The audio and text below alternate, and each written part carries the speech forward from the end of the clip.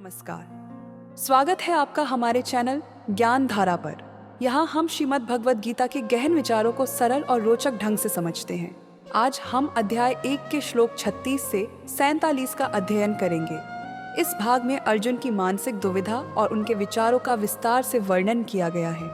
अगर आपको यह वीडियो पसंद आए तो लाइक करें, कमेंट करें और सब्सक्राइब करें ताकि आपको हमारे वीडियो लगातार मिलते रहे। तो चलिए आज के श्लोक की ओर बढ़ते हैं।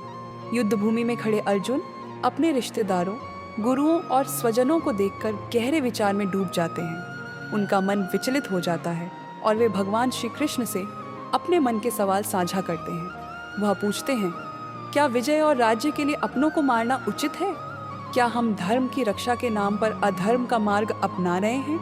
स्वजनों की हत्या से जो पाप होगा उसका प्रायश्चित कैसे होगा?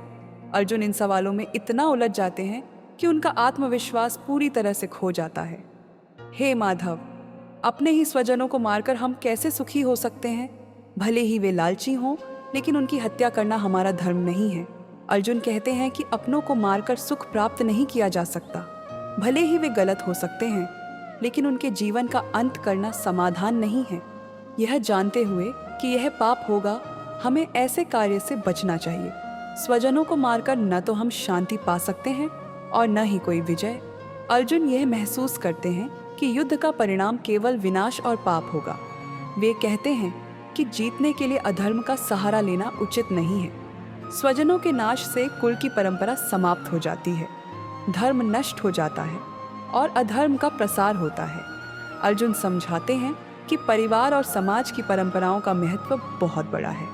यदि वे नष्ट हो जाएं, तो अधर्म का राज्य होगा और समाज पतन की ओर बढ़ेगा। जब धर्म का विनाश होता है, तब परिवार की स्त्रियों का पतन होता है, जिससे कुल में अधर्म का जन्म होता है। ऐसे कुल में जन्म लेने वाले लोग समाज और संस्कृति को नष्ट कर देते हैं।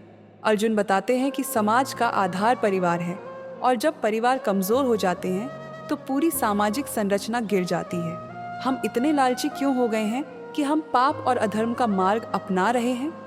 यह ठीक नहीं है।